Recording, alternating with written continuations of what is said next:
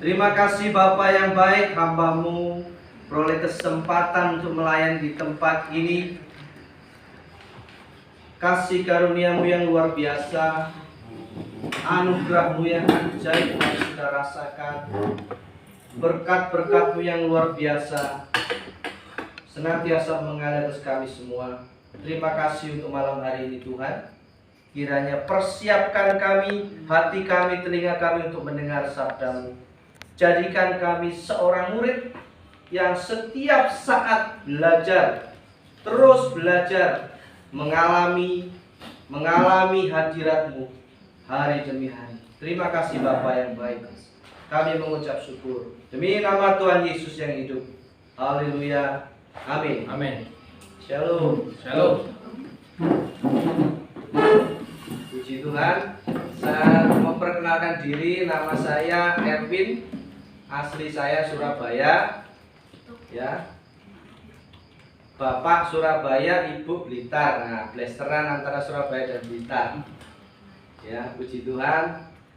Ya, Surabaya terkenal dengan bonek. Bonek mania. Gitu ya.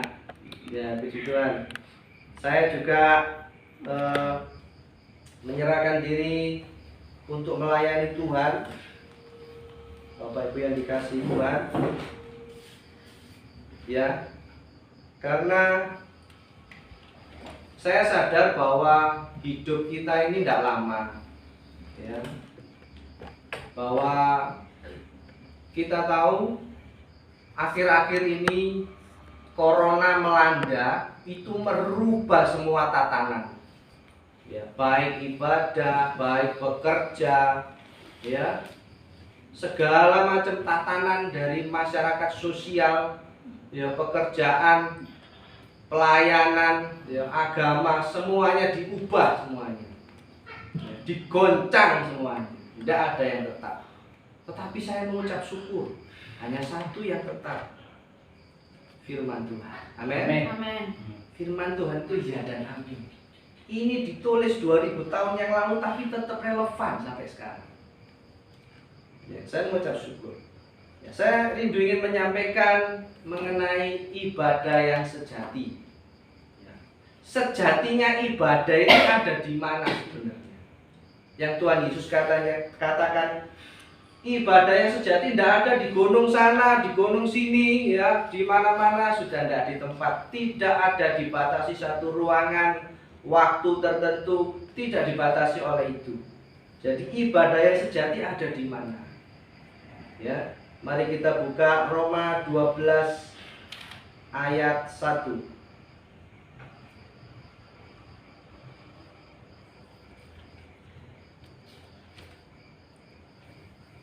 Roma 12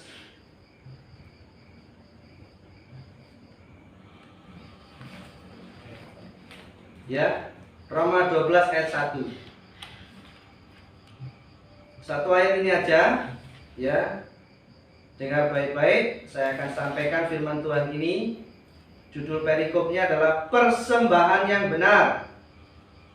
Karena itu saudara-saudara, demi kemurahan Allah, aku menasihatkan kamu supaya kamu mempersembahkan tubuhmu sebagai persembahan yang hidup, yang kudus, dan yang berkenan kepada Allah. Itu adalah ibadahmu yang sejati.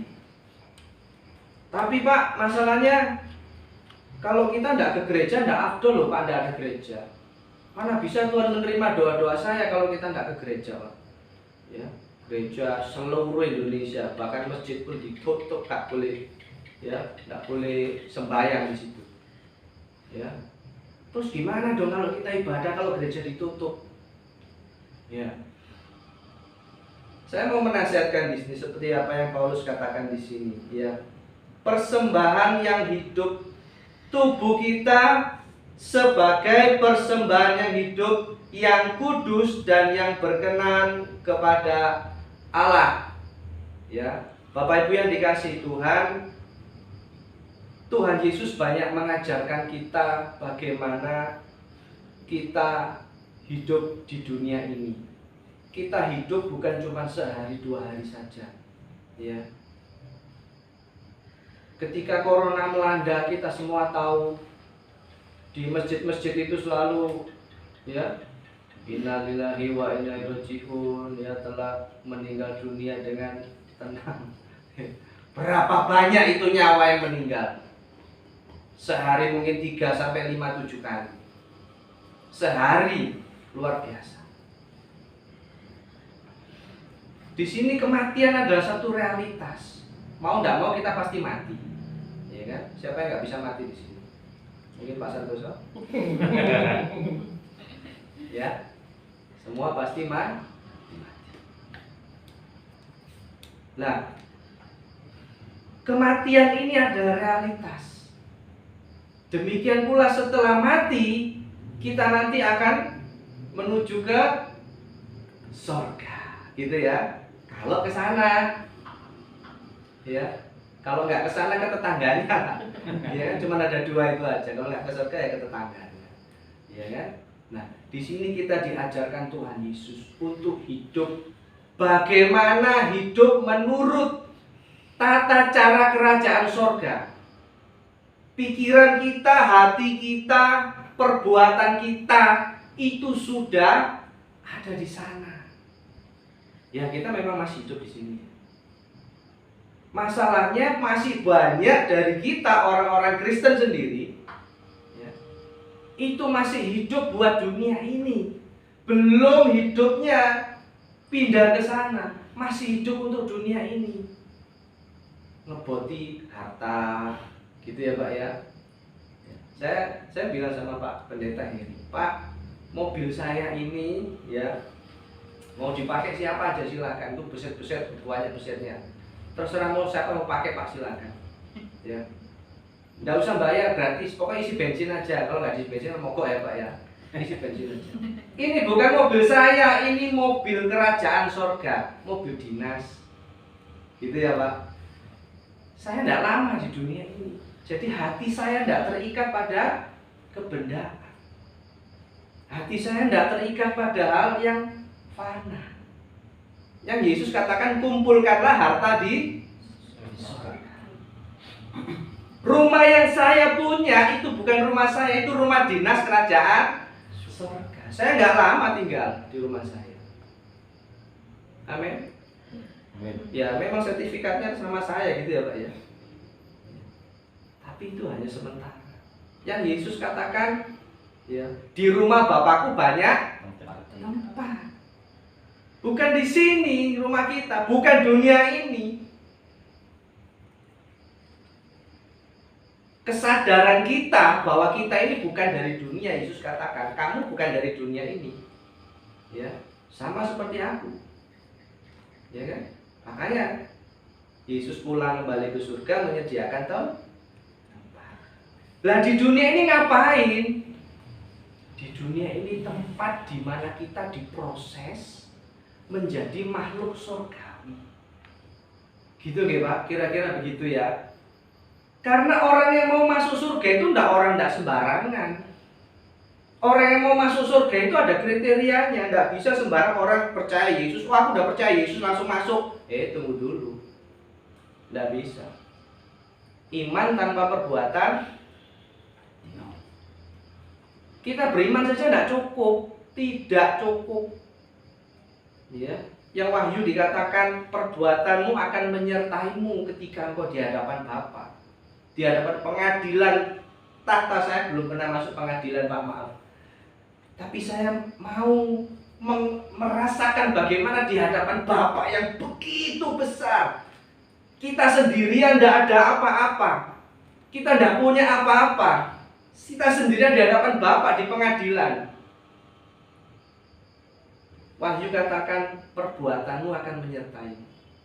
Perbuatan kita Pak, perbuatan di mana? Ya di dunia ini. Amin. Ya mungkin kita orang Kristen, kita ibadah seminggu 7 kali, ya. Senin komsel di rumah A, Selasa di rumah B, ya, Kamis sampai Minggu masih pagi, siang, sore ibadah. Setiap hari itu ibadah. belum jamin Pak untuk kita masuk surga. Maaf, saya harus ngomong ini. Ya, standar kerajaan surga itu seperti Tuhan Yesus. Satu hal yang pasti, manusia ini penuh dengan harga diri, tidak mau direndahkan. Ya, kalau disinggung itu, langsung sakitnya bukan main. Pasti balas, tidak mungkin tidak. Iya kan Pak? Ayo, pasti balas, tidak mungkin tidak balas. Ya, yang Yesus katakan, kasihlah musuhmu. Loh itu jalan di mana kita harus lalui. Yang Yesus katakan, akulah jalan. Yesus bukan Superman, tiba-tiba buka bajunya nyelamatkan kamu, ayo masuk surga. Oh, bukan begitu. Tuhan punya tatanan, Tuhan punya cara, bukan diatur oleh manusia. Amin. Ya, dalam rumah tangga Pak, saya sering, ya namanya kita beda budaya. Istri saya orang Toraja, betul sama Pak Yusuf. Jadi istri saya dididik dengan beda budaya, ya. Saya orang Jawa, istri saya orang Toraja, gitu ya. Orang Jawa itu selalu monggo Pak, yang bedol buri gitu ya Pak ya. Enggak nggih ning ora kepanggih ya. Nah begitu. Nggih Pak, nggih tapi ning buri awas kalau yo. Itu orang Jawa itu Pak, ya kan. Makanya belangkonya gede nih bedol buri. Kalau orang Toraja enggak. Dia ekspresif. Kalau nggak suka dia nggak suka ngomong. Tapi selesai. Saya suka begitu. Saya senang itu. Gitu. Istri saya tahu saya orang Jawa Pak. Jadi kalau dia marah dia diem Pak. Diem dia. Wih, saya laki-laki ya Pak ya. Mau lanang dineng-nongin rek, kamu diem 1 hari saya bisa 2 hari loh diem. Ayo, saya orang laki-laki. Dia lebih dari 2 hari seminggu loh. Saya bisa sebulan. Jangan lupa itu saya laki-laki. Harga diri ya Pak ya. Dia sebulan loh. Saya setahun bisa. Diam ayo. Nggak ngomong-ngomongan ayo. Ya. Karena harga diri saya sebagai laki-laki. Lalu saya berdoa di hadapan Tuhan. Tuhan, ini gimana Tuhan kok rumah tangga saya kayak gitu modelnya. Kalau diem-dieman gini ya opo rasanya gitu ya Bu ya. Rumah tangga kok meneng-menengan. Saya berdoa, Tuhan, tulang rusuk yang kamu kasih itu modelnya kayak gitu. Ya. Tolong diubah Tuhan. Tuhan ngomong gini, tidak bisa, kamu yang harus berubah. Loh, kok bisa saya? Saya baca firman Tuhan, saya nangis luar biasa. Ini firman itu untuk saya. Firman bukan untuk orang lain. Amin. Ya, firman ini untuk saya. Lalu saya komitmen di hadapan Tuhan. Saya nyerah. Saya akan mengasihi istri saya apapun yang terjadi, biar dia diam, ngomel, maki-maki saya, nempelin saya apapun, saya akan mengasihi dia Tuhan. Sudah titik. Saya menyerah. Saya serahkan kehidupan saya sama Tuhan. Bapak Ibu yang dikasihi Tuhan, intinya di situ. Tuhan mau kita berbuah, gitu ya. Buah ini apa? Buah ini adalah karakter yang Yesus katakan, jika engkau dipaki, ya kan, doakan dia, ampuni. Gitu ya. Itu karakter yang Tuhan mau, yang kita untuk terus setiap hari diubah. Tapi sakit loh Tuhan. Lah ya iya, ikut Yesus ya sakit. Nggak ada ikut Yesus enak, diberkati ya. Ya, nggak ada Bapak Ibu yang dikasih Tuhan. Tidak ada ikut Yesus enak. Makanya ya ada lagu lama dulu itu Pak ya. Di dalam dunia ada 2 jalan, lebar dan sempit, mana kau pilih? Yang lebar api jiwamu mati, tapi yang sempit hidup berglori. Loh, ikut Yesus nggak enak. Siapa bilang ikut Yesus enak? Coba lihat di Alkitab. Ya, nggak ada. Serigala ada lubangnya, burung di udara ada sarangnya. Anak manusia nggak ada tempat untuk meletakkan kepalanya. Begitu ya Pak. Tapi puji Tuhan kita dapat tempat yang enak untuk meletakkan kepala. Ya, nah seperti itu. Karakter ini nggak bisa langsung celing juga berubah kayak Power Ranger gitu ya. Tiba-tiba yang orang manusia lemah gitu diserang monster langsung berubah gitu ya. Dia tidak bisa. Karakter ini yang di Petrus itu dikatakan lakukan terus menerus berulang. Petrus tanya sama Tuhan Yesus, berapa kali saya harus ngampuni? Apa yang Tuhan katakan? Kamu harus mengampuni 70 kali 7 kali. Artinya setiap saat kita harus ngampuni loh. Itu akan menjadi karakter pengampunan. Amin. Ya, itu yang akan menjadi karakter kita. Kita disakiti, minimal tidak balas, minimal tidak balas, itu sudah cukup. Kalau mau ngumpat ngomong, hop, tahan lagi. Ya. Oh, aku pengen ngelok ngomong gitu, hop, tahan lagi. Tuhan. Sakit. Ya.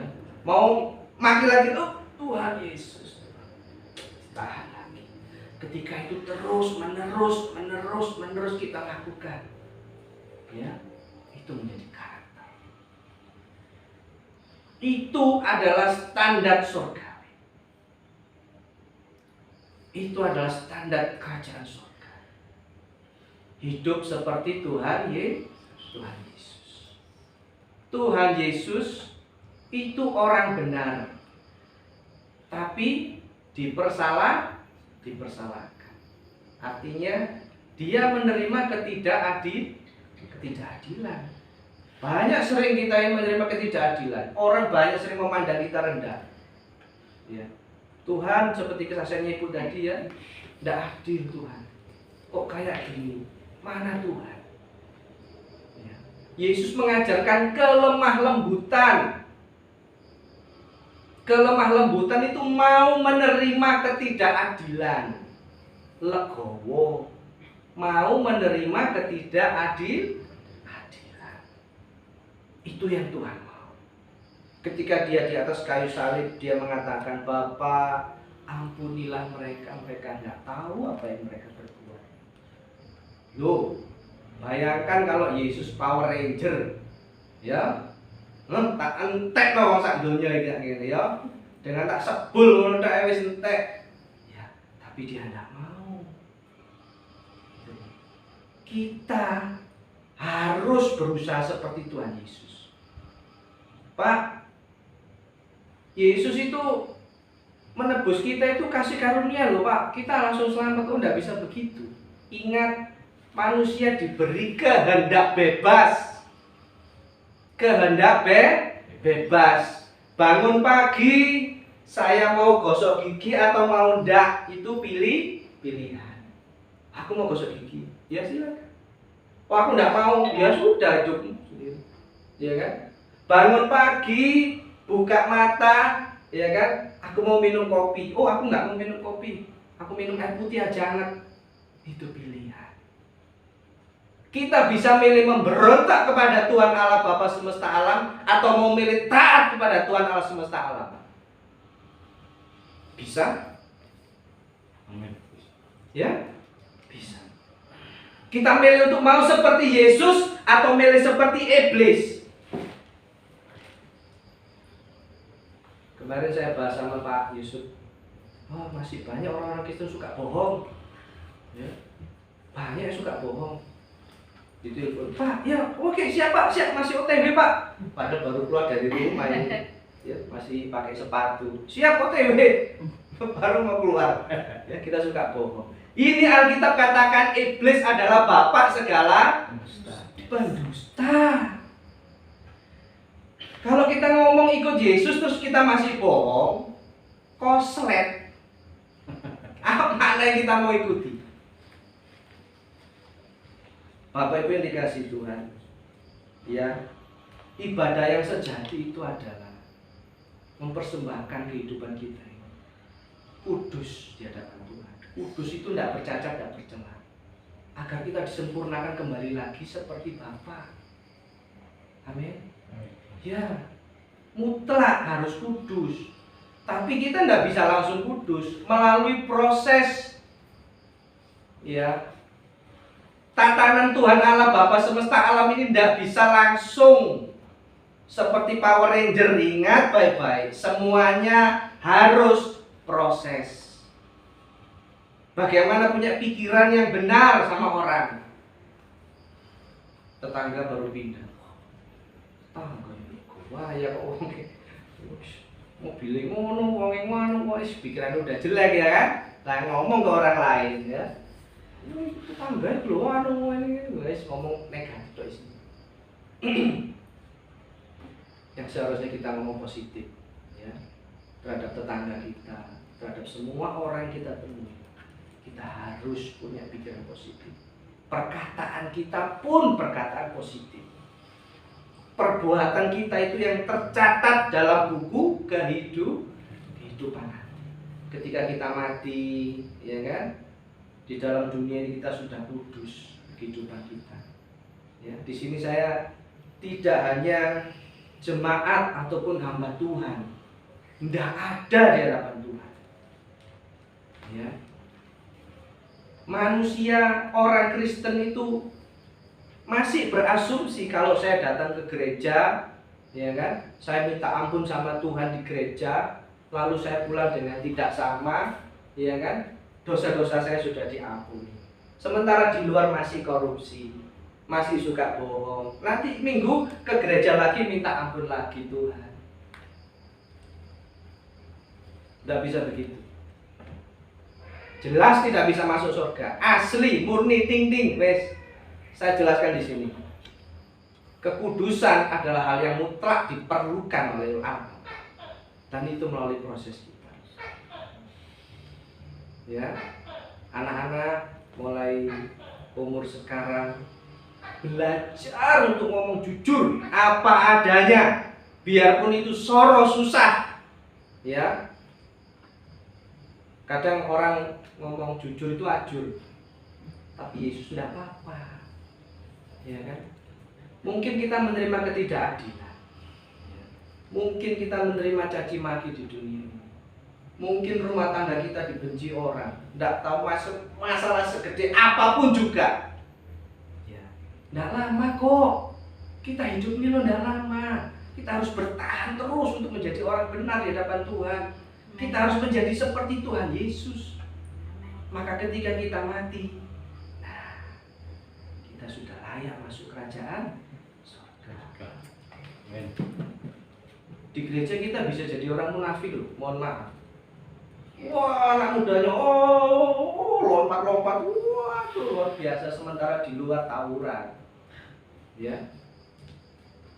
Nggak bisa begitu. Ibadah di gereja ini ya adalah pertemuan atau briefing gitu ya Pak, kira-kira Pak ya. Briefing itu perangnya di luar, ya, perang ya. Terus masuk ke gereja di briefing. Nanti kamu bagian menyerang iblis ini. Nanti kamu ke sini ya. Nanti kamu, nah gitu ya, mengatur strategi. Ya, kira-kira, saya ini kurang apa ya Pak? Mungkin kamu terlalu banyak bohong. Ayo coba diperbaiki lagi supaya jangan bohong lagi. Gitu kira-kira ya. Nanti keluar gereja, perang lagi. Ayo lakukan hal yang benar lagi. Ya. Kira-kira seperti itu kehidupan kita yang sesungguhnya. Jadi di gereja yang hanya 2 jam ini ya tidak bisa mewakili pengampunan dari Tuhan. Kalau kita hanya ke gereja kita pikir bisa Tuhan bisa ngampuni, tidak bisa. Saya sudah memuji Tuhan Pak, ini sampai putus ini saya. Mulai jam pertama sampai terakhir memuji Tuhan. Di gereja, sementara di luar kita bohong, tidak bisa, tidak bakal diterima sama Tuhan. Pujian yang sejati itu ke kita ketika kita ucapan kita ini memberkati orang, gitu ya. Ucapan kita ini membuat orang itu damai. Terima kasih Tuhan, saya sudah dikuatkan sama Bapak ini, ya kan. Ketika ada orang lemah, ya kan, ayo Pak, tak doakan Pak. Ucapannya itu ya, waduh Tuhan terima kasih saya sudah dikuatkan kembali. Ya. Mungkin yang ibu alami itu banyak orang di luar sana mengalaminya. Ibu-ibu. Banyak, saya punya satu jemaat juga, mungkin Pak Erik tahu ini. Ya gitu. Stresnya luar biasa. Ya. Saya selalu tekankan, tidak ada cara lain, tidak ada pendeta yang bisa doain sampai langsung sembuh, tidak ada. Saya jamin tidak ada. Itu yang berubah sendiri. Doa orang benar bila dengan yakin didoakan besar kuasanya. Tapi masalahnya doanya orang benar, bukan doanya orang Kristen, bukan doanya hamba Tuhan, tapi doanya orang benar, orang yang kudus hidupnya. Kalau masih hidup. Kalau Pak, masalahnya begini Pak, ya. Kalau kita ngajar orang tanpa hidup kita dulu menjadi kudus dulu, susah Pak. Tidak bisa. Saya yang harus mati dulu. Daging saya ini harus saya matikan dulu. Baru saya bisa ngajar orang. Masalahnya di situ. Amin. Ya, ibadah yang sejati itu. Ya. Menjadi berkat bagi banyak orang. Membawa karakter Kristus. Di dalam Galatia 2 ayat 20, firman Tuhan mengatakan, namun aku hidup, tetapi bukan lagi aku sendiri yang hidup, melainkan Kristus yang hidup di dalam aku.